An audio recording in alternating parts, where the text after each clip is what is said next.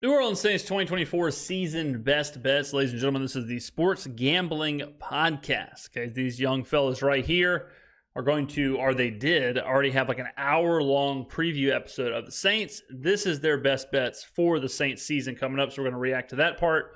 Let's go. Over 7.5 wins. Yeah, if I was forced to take a side. All right, so real quick. So for a million times, I've said that I think the Saints over 7.5 wins is a great bet. I think 7 wins is, I hate to say guaranteed, but I think 7 wins is pretty much guaranteed. If you look at it just off the top of my head here, you look at 2 Panthers games, you look at 1 game against Atlanta, 1 game against Tampa Bay. That right there is 4 wins. You're telling me we can't find 4 more wins? When we have teams like Denver, the Raiders, the Commanders, the Giants, the Chargers, who knows who the quarterback for the Chargers would be? Justin Herbert's injury.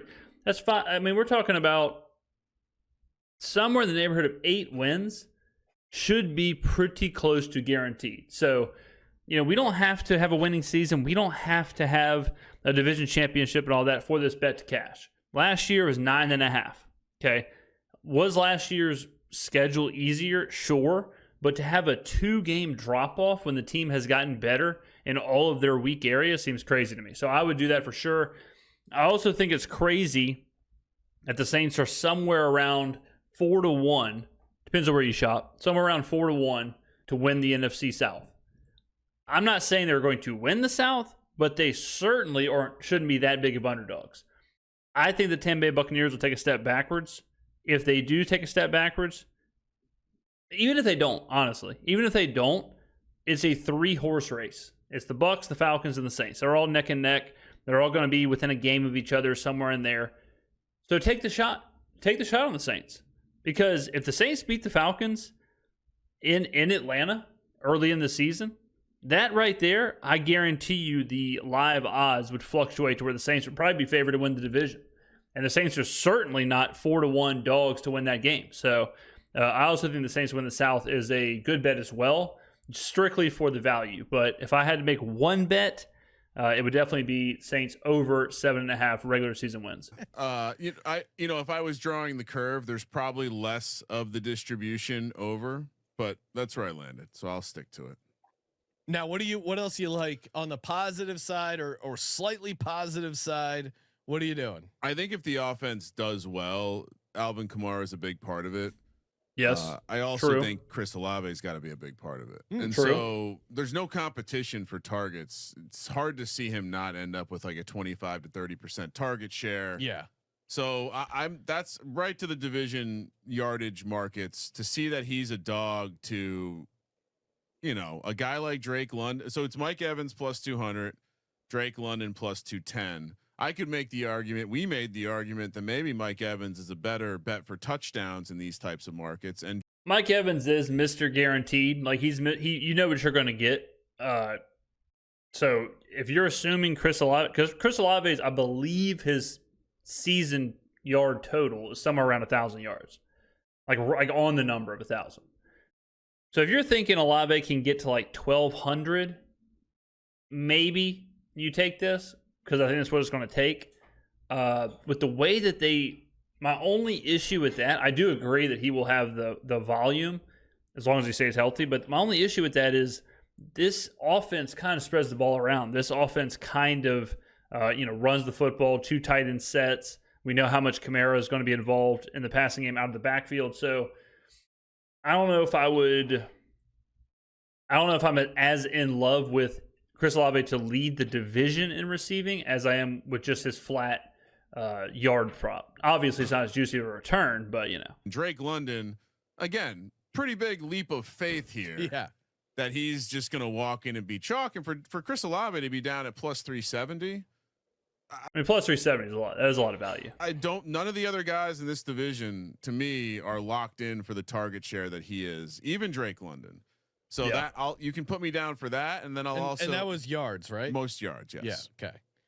London probably is. London probably is as far as the target share, especially with the injuries in Atlanta's wide receiver room. I think I would argue that he probably does have the same, if not more, of a target share than Olave. For the NFC Receptions South, would almost be a 370. better one if these cowards would open that market.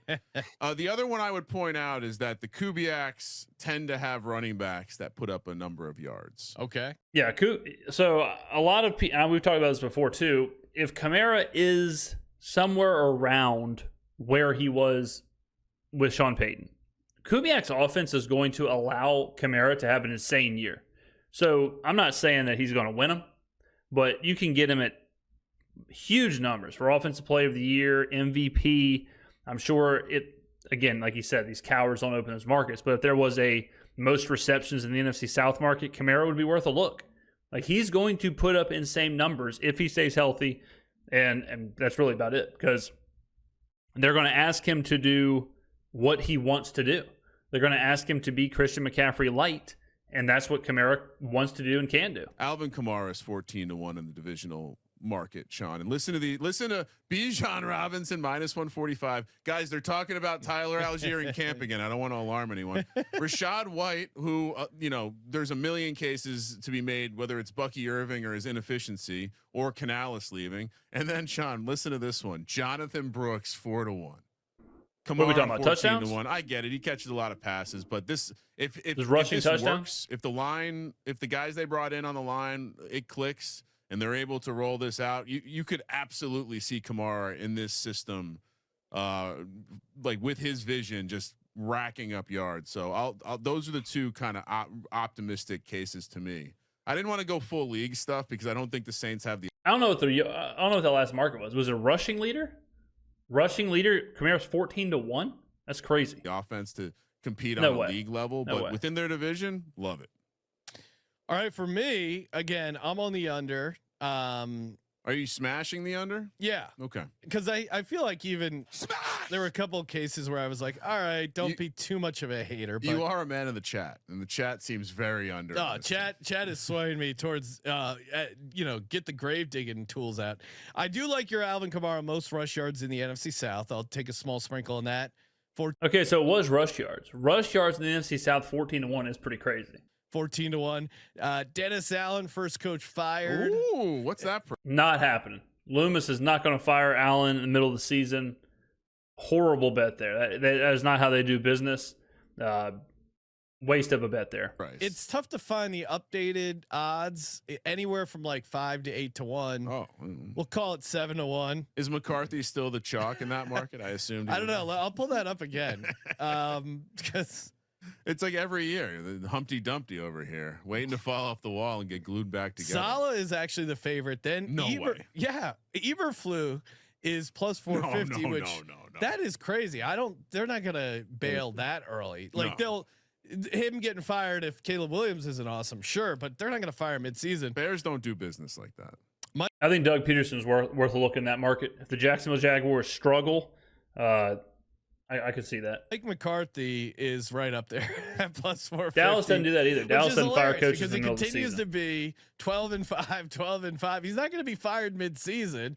They don't do that either. Yeah. No, and then Brian Daboll's after him, which as Ooh. much as I'm not I don't think high on the Daboll- Giants, I don't think they will fire You him realize this how season. long they let Joe Judge go? They're not gonna pull the trigger fast. They like Brian Daboll. He lost some weight. He's got a cool Yeah. shaved head. They're gonna give him a long leash. I do think Saints have a low floor. So Saints fewest wins at 25-1. Yikes. Again, if we're looking at a couple sprinkles here. See, I mean, like I keep saying this every time I hear a video like this. The Saints have not lost, or they have not won less than 7 games since 2004. And now this guy thinks they can win the lowest amount of games in the league. A team that went 9-8 last year, that brought everyone back, upgraded positions, and is in one of the easiest schedule, if not the easiest, or in the easiest, if not the easiest division in the NFL. How does any of that equate to the least amount of wins in the NFL? I mean, the Denver Broncos exist. The New England Patriots exist. The Carolina Panthers exist. Like, these are horrific teams, bad teams. The AFC West overall is just terrible. All 3 of the teams, except for the Chiefs, are probably worse than the Saints. And they play the Chiefs twice a year, right? The Saints, like I said, all the stuff that you look at, don't even look at they haven't won less than 7 games since 2004. Don't even look at that. Don't even look at that, the division's weak. Just look at last year. Last year was as bad as this team, this group of guys, this roster, as bad as it could play was last year. And you got 9 wins out of that. 9. Okay? 9 wins. Not 2, not 3, not 4, not 1. 9 wins. Now add on to the fact that it's the same group of players. So let's just say they're just like, all right, well, that's just who they are. They're a 9-win, 8-win ball club. Nowhere near bottom of the barrel, and that's actually over their win total. Now you throw in that they have upgraded. Just take last year, take the 9 wins, and then accept, because you have to, that they upgraded by going from Pete Carmichael to Clint Kubiak. Okay? Other problem areas: pass rush, bring in Chase Young. Offensive line, draft Talise Fuaga. You can't have a team that went 9-8, bring back all their players, upgrade in their problem areas, and have a A+ draft, not just from me, per PFF, Pro Football Focus, and that equal the worst team in the NFL or like a 4 or 5 win team. It doesn't work out. I mean, if this team was 4-13, I would not be shocked by any means, because I think the case for building it right, and even Kramer came in as the optimist, and he had him at 8-9. I mean, am I wrong? Like there does feel like a 3-win floor for this team, and I'm just really out on Dennis Allen, Derek Carr. So, I mean, I just don't get it. I really don't get it. You can be out on Dennis Allen and Derek Carr. That's fine. They just showed you what can happen in like their worst situation was 9-8. Even if you say, well, schedule's easier, give me 2 wins. Like take away 2 wins because the schedule's harder this year. Okay, we're 7 wins. How do you go from what we had last year to a 3-win team? How does that happen? You can even look at the forecasted lines from like DraftKings, who has all the lines up. We're favored in a lot of games. We're favored against Carolina twice. We're favored against the Giants. We're favored against the Raiders. We're favored against the Broncos. Like, we're favored in all these games. Just take those. If you just take those and say that the schedule goes chalk, if the Saints win just the games they're favored in, I would guess it's probably 7 games. I would guess we are favored in 7 games this year. So it's like, I feel like I'm taking crazy pills because everywhere I look is evidence against this narrative. And then you have some people who obviously don't watch the team, who obviously don't cover the team, who sit there and say, I don't like Dennis Allen, I don't like Derek Carr. Thus, they're a 3-win team, 4-win team, 2-win team. They're a number 1 overall pick possibility. Even though every single other metric is saying otherwise. Even though this is a top 10 defense. I would love to know if you look at the best defenses in like a top 10 defense, what is the worst record a top 10 defense is finished with? It can't be that bad. There's no way you can have a top 10 defense and win 3 games. No way. I mean, it doesn't factor out. I understand that people don't like Dennis Allen. I understand that people don't like Derek Carr. But to go all the way to say that we'll be one of the worst teams in the NFL with a low floor, it's crazy. Those are some fun ways to fade them. Although again, the Kamara, I think, is kind of undervalued right now in like fantasy best ball, especially if Kendre Miller isn't going to do anything to steal away those touches and carries.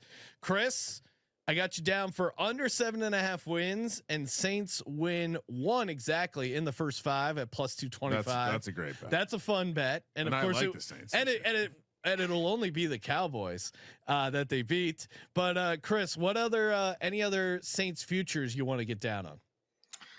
Yeah, I mean, I would say also the same thing for the division, right? Like after those 5 games, I mean, right now it's already at plus 340. But this is a winnable division for any team, right? I mean, you can go 8-9, you could win this division. Yeah. I will say, if you think they're going to go 1-5 or whatever he said in their first 6 games, then wait and take the live division odds when the Saints are like 1-4, 1-5.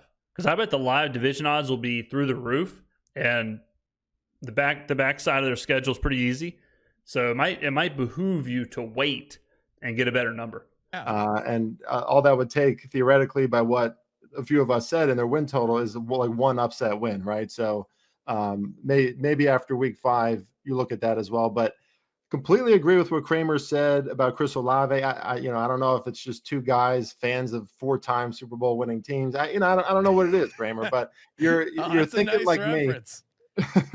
You're thinking like me here. And Chris Olave, I just think is going to stand out so enormously. And I mean, who else are they going to throw to, right? There's no more Jimmy Graham, thank God. There's no more Michael Thomas.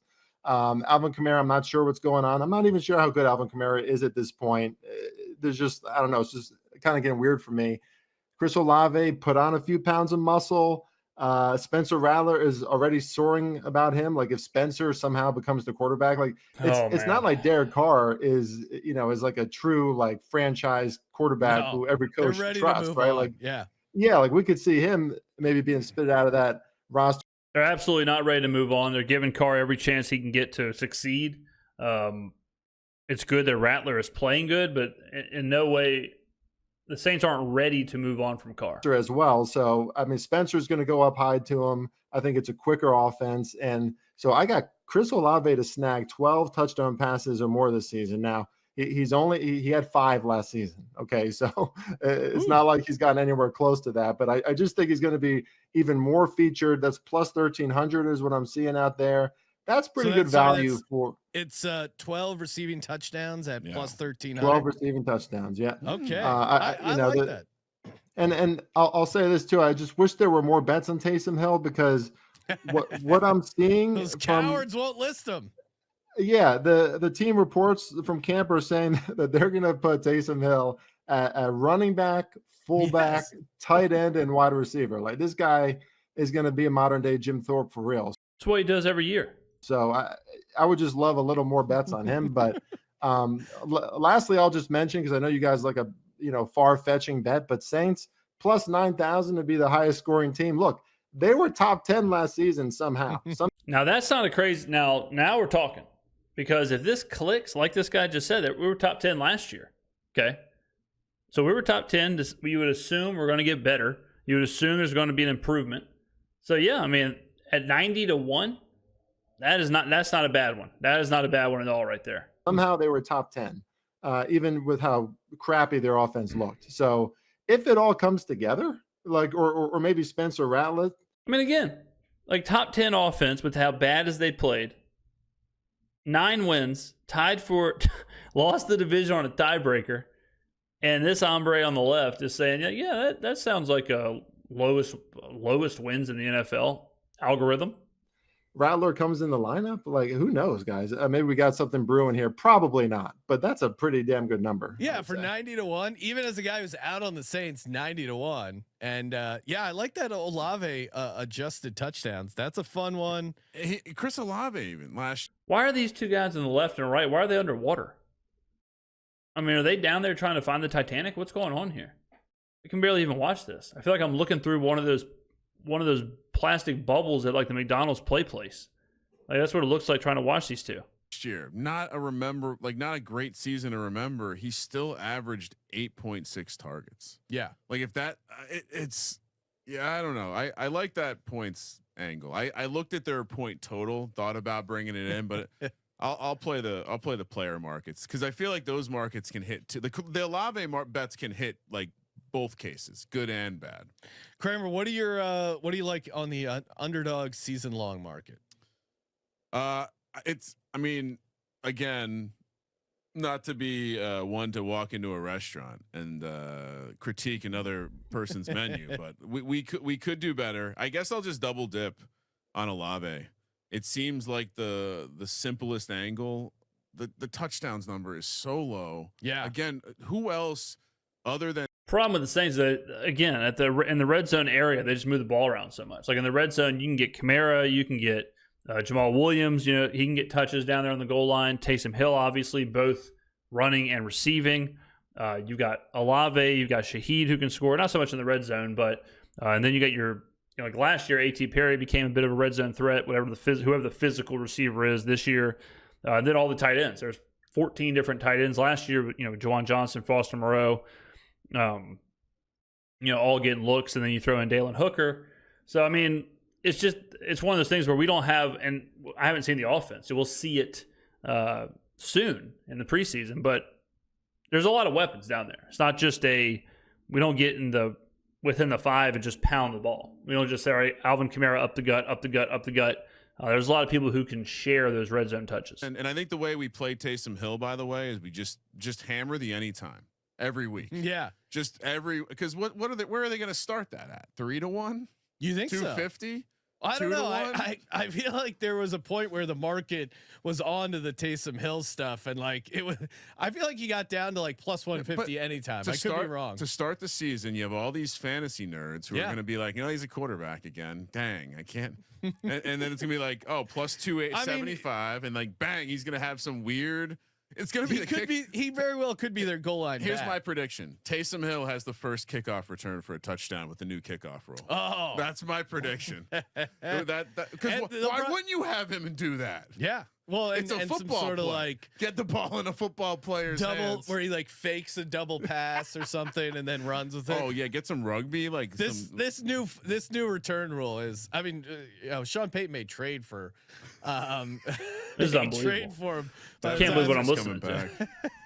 Hester 2.0, and it's Taysom Hill. Oh, I love it. So and Kamara. I don't even want to touch his rushing touchdowns because I'm worried. Yeah, rushing touchdown with Alvin is difficult because of how many. Like I said, you have no clue. Anytime you take rushing touchdowns with a player, you want to know they are the featured goal line back.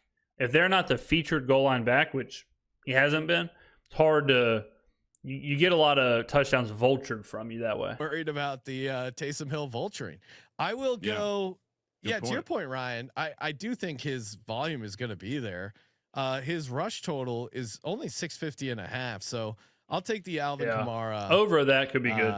Yeah. Well, the touchdowns are scary too, not just because of Taysom Hill. They also over his rushing yards. Again, I mean, this offense is going to ask him to run the football as long as he stays healthy. I guess you could worry about the game flow. Like this guy, I'm blowing this guy's mind with some of this advanced tactics here, but if you're expecting the Saints to be the worst team in the NFL like he is, then that would obviously limit the amount of Alvin Kamara rushes. Because if you expect that, you're expecting them to be losing a lot, which means they're going to be throwing. So he's kind of talking out of both sides of his mouth there. They have a vulture named Jamal Williams. They also have a vulture named Juwan Johnson. Yeah, I think there's a bunch of other ways. So I'll take Alvin Kamara higher, 650.5 rushing yards. What about you, Chris? Anything on the underdog season-long market jumping out at you here? Oh, I was actually looking at Alvin Kamara under in that situation. I think this is gonna.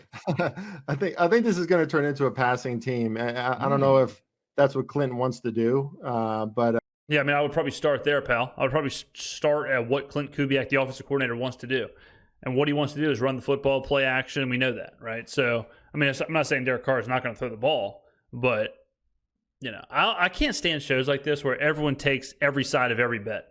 Like, are these guys actually taking these bets? Like, what are these? What are these? Are they picking bets? Or are they just throwing darts? Because it sounds like they're just throwing darts. It sounds like they're not taking these bets because none of them are correlated. They're all over the place. Like, this is the same show. I cannot stand when betting shows give out both sides of a bet.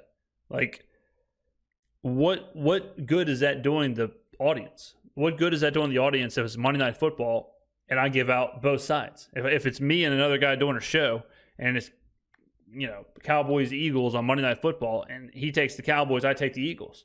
It's like, sweet. If you're a fan of the show, it's like I might as well flip a coin. So I've heard a bunch of nothing from these three stooges here. I don't know how effective that offensive line is going to be. I know they drafted first round. What's his name? Tylese Fuaga.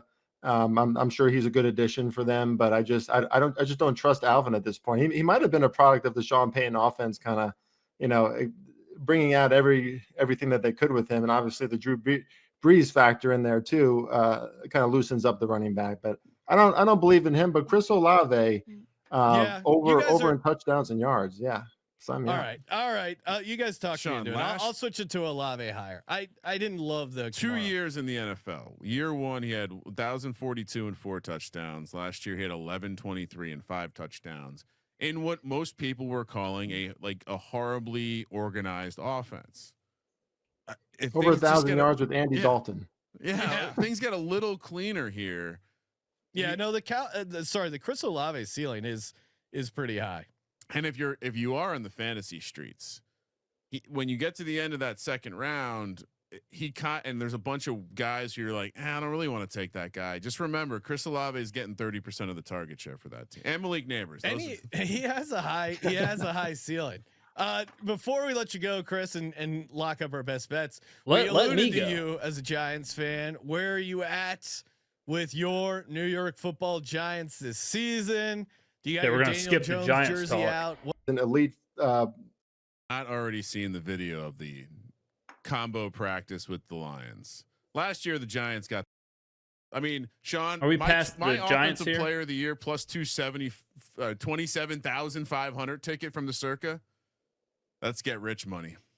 I love the optimism. I mean, 27,000. Sutton was better than, and he's going to be one of the most. I mean, Sean, my the ball hit the ground, and Dexter Lawrence apparently are not being blocked. But lastly, Malik Neighbors is not letting the ball hit the ground.